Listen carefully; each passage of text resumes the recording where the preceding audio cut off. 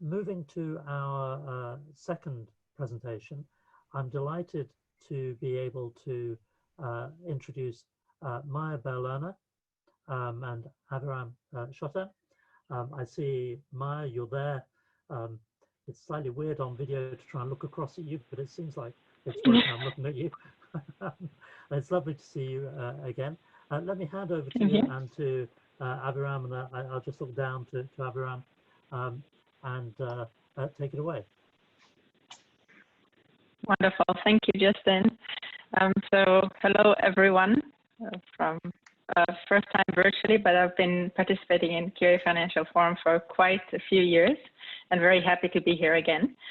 Today, Aviram and I are going to talk about velocity being the new currency of technology, and we can maybe start by introducing ourselves.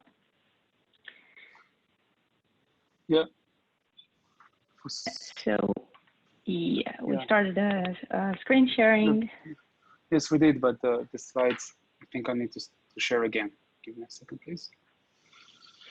Yeah, it's not a virtual conference without some technology problems. Yeah, you can always blame Apple. So Maya, in the interim, thank you very much for inviting me. You're quite a resident here. My name is, for the rest of us, my name is Aviram Shotten. I'm Chief Innovation at Qualitest, and I hope that screen share will start really soon. While we do that, I think we can just visualize the next step, the next slide. You always start a presentation with a joke or with a story, and we'd like to start with the story. The story is about a meeting I had earlier this year with the CTO of a major bank, and of course that's what I do. I mean, a lot of people and customers, and the CTO of a bank told me that one of her KPIs for the year is test automation coverage. And I was super impressed. I mean, why would the CTO of a bank would be measured on test automation coverage? Only after the conversation continued, I realized that the problem that the bank was trying to solve was velocity. As part of the bank transforming from branch banking into further digital banking, they have to move fast, and they have to have more digital products. They need to deploy those products much quicker, and automation was their understanding that as the thing that will take them there. As part of this conversation, and I'm sorry guys, I'm really trying to see why presentation doesn't come up on Zoom. So I'm trying to speak as I work. Maybe now this will finally fly. I think it is. Yeah. Finally, so at the end of the conversation, it struck me that automation was their understanding for velocity, but in reality, that exact bank is suffering from 3 different symptoms of quality issues that hampers velocity. The first one is that the test automation coverage that they produce is the same one, time and time again. It's the same long end-to-end automation scripts that eventually results in the system developing immune for. So we are likely to find less and less defects as part of the automation. The second problem they had is access to data. Data for a bank and for a lot of organizations is a critical factor in terms of test execution. The ability to generate sanitized, safe data to use wasn't there. It was a manual process to produce for every test run the relevant and the right kind of data. And the third thing, and that's what brought me the closest, I think, to realizing the importance of infrastructure automation, is the availability and the reliability of environments. When the test automation, when the right kind of test automation, the right kind of pyramid was deployed, and we actually executed the right kind of automation, and we got to the level of confidence in the application under test in that specific version, we then needed to hoop through 2 other environments until we got to production. So those environments are different. That means the test automation will now be different. The data that will be required is different, and that slowed the process down in matter of days rather than matter of minutes, if anyone has any question. So all of a sudden, the problem that slowed the bank down became clearer, and it goes well beyond test automation. Right, and Aviram, we're both engineers, right? So it was very compelling for us to try to find a formula for it in a way that is more logical and mathematical. And I think the story that you told, I've heard it so many times, and I was really happy also to hear Jordan from the Bank of England mentioning it. Because if we want to be faster, we know that the first part of it, the very obvious part, is the intelligent testing, right? We have that, and Aviram, you know all about it, right? You can tell about it better than I. Yeah, we practiced the presentation. Guess what? No, seriously though, that's where we start the journey. And I think there's great awareness. And I think that the previous speaker, it was very interesting presentation, and we will touch on some of the topics he covered later on. We will be covering metrics and KPIs, but intelligent testing is the way to move forward. Test automation can only take you thus far, and that's not my words, that's Gartner's analyst's word. So the right kind of implementation of the automation pyramid, have the right kind of discipline around unit testing, trickle up, float up to the integration level, the headless testing, the API automation, and then after we build those layers of assurance, we get a very few or handful of end-to-hand slow test automation scripts that are covering functionality, covering the process, the business process, etc. And of course, in the top of that pyramid, we have that SME that knows the system and is there to validate and to make sure that the system is fit for use and for its intended use.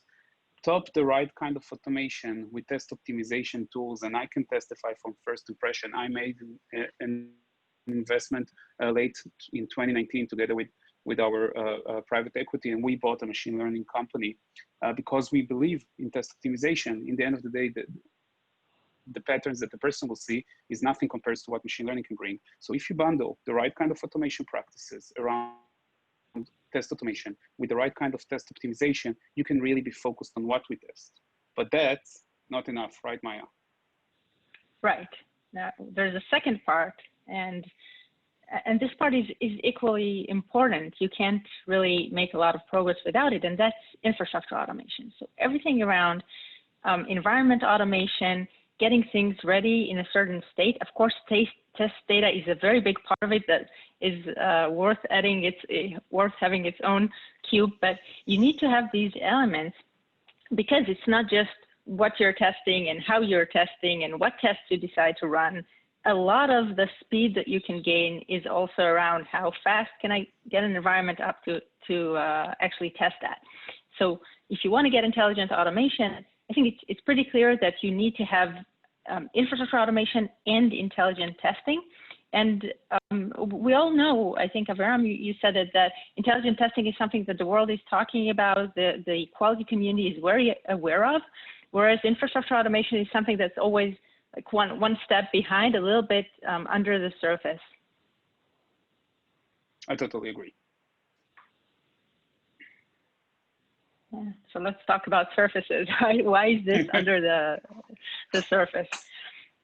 When you think about a testing environment, you know that you know what you need, and what you usually need is what is above the surface, and that's the application, right? You say, I need the application because I need to run a regression test. I need the application because I need to test performance or security. I need to connect it to my CI/CD pipeline. Whatever it is you're doing, you're talking about the application.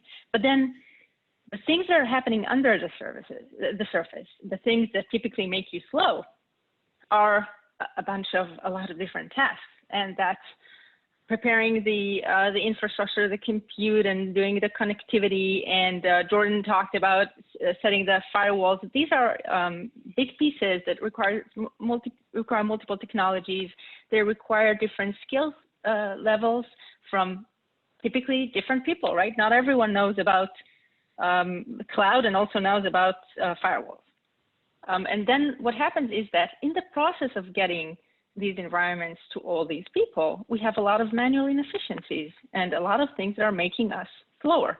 And when we try to solve it, when we try to introduce automation, when we try to make it quicker, then we hit a bunch of security concerns, we hit cost concerns, and we somehow need to handle all of that. But at the end of the day, we have to handle all of that, because if someone is, thinks I only need an application environment, but they're waiting for 2 weeks for all this thing under the surface to happen, then we're not getting our velocity. I agree, and I think that it's sometimes it's about control. Think about, in the end of the day, to every business user here that has complete dependency on an external body that's not part of his team and supposed to enable him with something that he must have in order to do his day job, and that can be extremely frustrating. And the principle of infrastructure automation that we're trying to educate here is basically remove the dependency from another team into being available on demand. And that's why we came up with the must-haves. And I think that one thing myself and Maya tried very hard is to make sure that there is a takeaway from our presentation. So the 6 must-haves, as we saw them, we'll start with something that we potentially covered, the test intelligence, right? We need to have the right kind of automation, and we need to focus on what to test first, not have the trivial regression test that might be too short or too long or relevant 2 versions ago. And now we are actually vulnerable in somewhere completely different. Top that with the fact that we need to be continuous testing enabled. That means we need to be able, to have the right kind of enablers to execute across platforms, across devices, across browsers, across operating systems, so we can have the right kind of coverage that covers our users and covers our risks. Yeah, and then we scratch one more layer under the surface, and we get to, okay, how do we get test environments to all these people that need to test? They are not all able to do things on their own. So we need to somehow take care of self-service access. We need to get to a point where someone can say, I need a test environment, and get it, and do it faster than we did it before. And another thing that we need environments to be reliable. And I think that's a huge barrier today. When you increase test automation level, things are starting to run fast. If your environments are not reliable, if you can't trust them to start and be in a certain state and know that you can start running tests on them, you're not going to go very far. And when you scratch even one more layer under the surface, you get to what you need for the foundation of that, and that to make sure that even when you do these things are still secure, right? If you're providing self-service, you still need to be able to know who's seeing what. It doesn't become this open thing. If you're automating data, you still have to make sure that it's being sanitized. You still need to comply with GDPR. So there are a lot of concerns around that. And then also, if you're starting to leverage something like public cloud, you have to also worry about, how do I control cost? It's not just a question of self-service and of automation. It's also a question of governance and making sure things are in control. I think that what we're saying is that the right side, or the right cluster, is about the must-haves. And really the most basic requirements we have to comply with before we actually provide the self-service access, which is what we're trying to basically teach here. So another thing we wanted to prepare as a takeaway is basically how to roll out infrastructure automation, how to measure it, and how to make sure that we are getting the best bang for the buck. So the rollout steps versus the success measurement, and the process we suggest to follow. The way to read our slide is that the rollout steps will be on the left, and how and what to measure would be on the right in the colors. So the bottom of the ice cream cone, or the reverse pyramid, depends how you want to look at it, The first part is about making sure we have the right kind of infrastructure, both from a technology point of view, process point of view, and people. We start with implementing the most painful infrastructure automation areas, the ones that stops us the most. And by stop, I mean not necessarily just not being available. Think about the end-to-end automation that is failing because of a service stopped because of another user, which may be carrying another test that time. Unreliable environment component makes our testing nightmare. We'll start there, and then we'll climb a little bit up the ice cream cone, and we'll get to the coverage increase. We will gradually increase the amount of infrastructure automation we're providing, and we will measure that that increments by making sure that we are increasing the amount of automation, test automation, that is using the on-demand environments and the self-access. The more we use our test automation to execute our infrastructure automation means we're getting closer to the best bang for the buck, as I mentioned earlier. The third element would be a principle, something we have to adopt as a discipline. Make sure that whatever we implement and whatever we roll out to the business users is staying available and staying consistent. And we will measure that by overall environment utilization. We will make sure that we are living to the scale we bought and to the scale we expected. Depends. We can measure that in multiple ways. We can measure that in terms of uptime.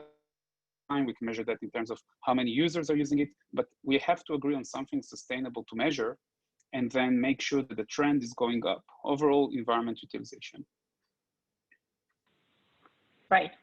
So we have the first three rollout steps, and we have the first three metrics to see how we're doing. But everything that Aviram, you were talking about is extremely technical, right? We're taking things that are happening today manually, and we're working on getting the technology to make them automated. And that's great. But then we have the question of how do we get that to people, right? And the first people we may want to get this to is to the DevOps people or the automation engineers and the SMEs. They're the people who are most related to that.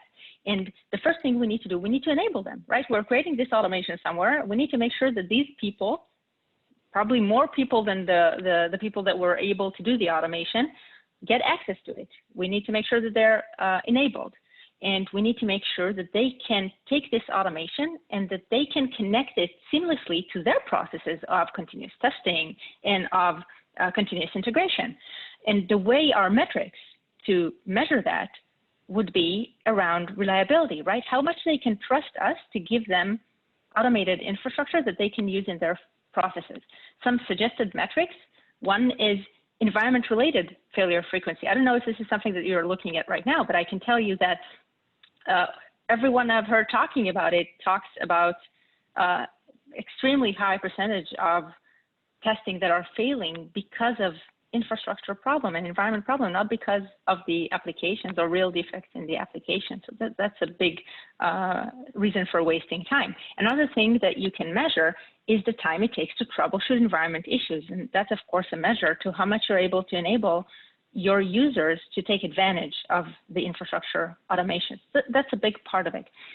And then we move on to the wider audience that needs environment. And they are not necessarily subject matter experts. They don't necessarily understand how things work, but they still need to be. They're business users. As if they should be treated as customers. At the end of the day, we have a test engineer that wants to test. We have a developer engineers that needs something right now to make sure that what they did doesn't jeopardize or hinder any other component in the system. And for exactly that layer.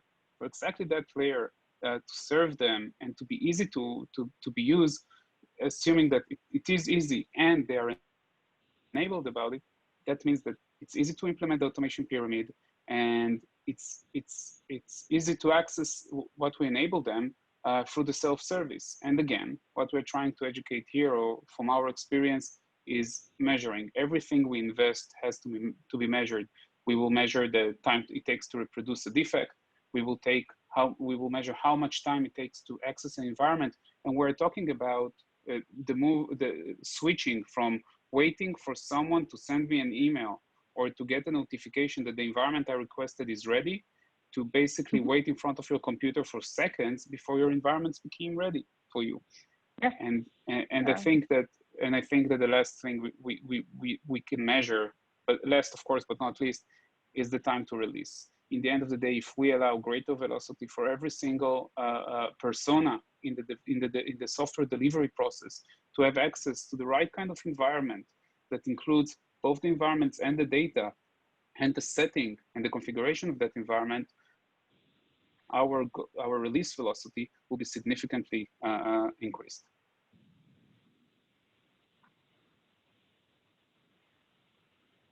Yeah, that's right. Okay.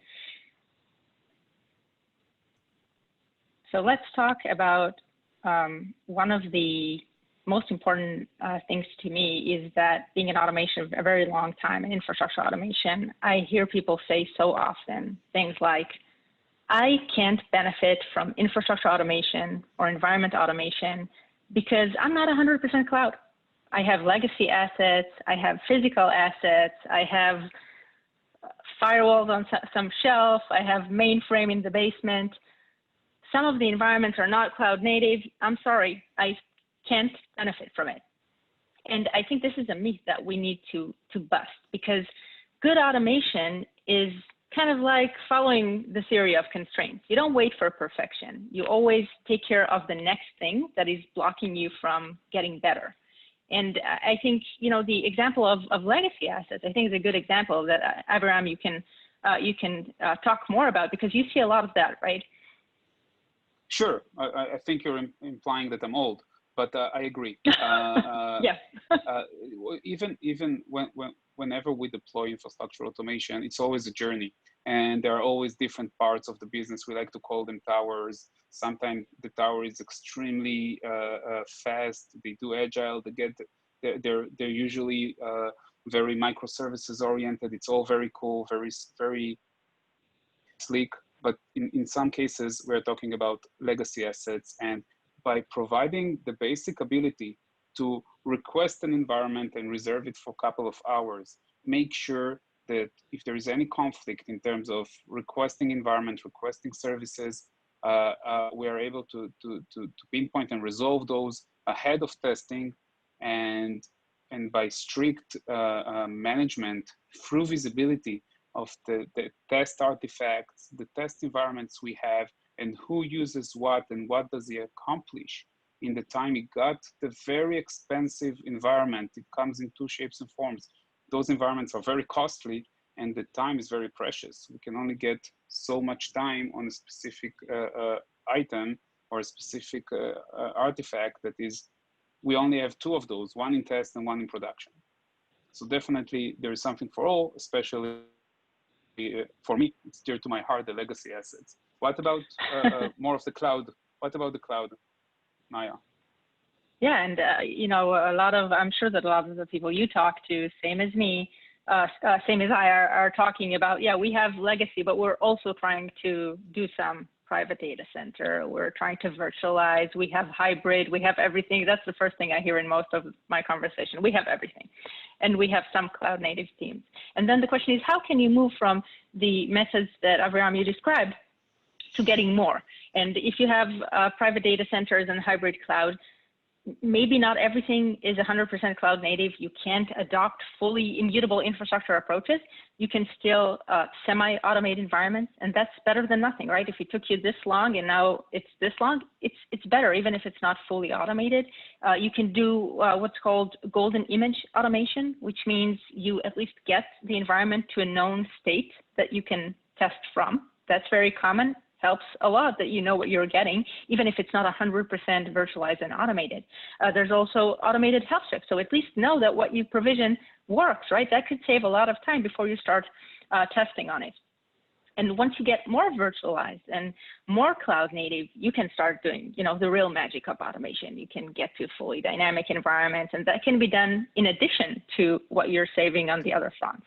You can get to a point where you're completely, fully immutable infrastructure. But then you have other things you need to take care of, like environment isolation and security that you need to automate, and you need to automate decommissioning because things are starting to be expensive. So there's really something for everyone, as I see it in automation of infrastructure. I think it's a good wrap up for that previous slide. We're getting close to the end of our time. If it was for me and Maya, I think that the takeaways are, first of all, be informed. It's not a predefined situation for us to wait ages for environments. Ages can be hours, ages can be days, but to create dependency on some team that has different priorities and or maybe multiple priorities, that basically stops us from getting to the velocity that we want. Being informed of infrastructure automation is the key to start the velocity, the increased velocity journey. Top that with the velocity formula that we showed in one of the first slides. It consists of test automation. It consists of risk-based testing and intelligent risk-based testing. But it's also it can be extrapolated or being extremely efficient if we'll add the infrastructure automation. And if we won't have it, it will slow us down. Automation will be almost as good as manual testing if we cannot move fast between environments and get the environments we need when we need them. Right. And then we have self-service. And self-service, if there's one thing to take from it and from my experience in automation, that's it. I can share maybe one last story. An automation engineer, I heard him tell this story yesterday. He explained how years ago he already managed to automate the UAT environment. And it was just one command, and you can get the the user acceptance testing environment up and running. That's crazy, it's magic, it's wonderful, so many people can use it. But then what he said, he would use it regularly, but nobody else would use it because it was a bash script in some Git. And most of the people that need to use it have no idea what bash or Git is or where to get it. And even if they had an idea, they need to go through so many hurdles in order to get access to this amazing magical automation, but they just can't. So what I'm trying to say is you need to think about self-service as part of the first things that you consider in automation. It's not just a question of, can I automate it? You'll be surprised. Usually that's not the problem with automation. You can automate it. The problem is, how do you get it to as many people as possible? So self-service is a main thing to remember here. And the last thing, don't be discouraged if you have on-premise, legacy, part, hybrid, all of the above, everything. You can still automate. You can still find the next thing that blocks you in the velocity formula, and you can solve that and move on. And you can do it in a way that as you get more virtualized, more cloud first, it will still work. That's it, I think. I want to thank everyone for joining us on this session. Thank you, Aviram, for joining me. It's a great pleasure. Great to see you. Look forward to seeing you all again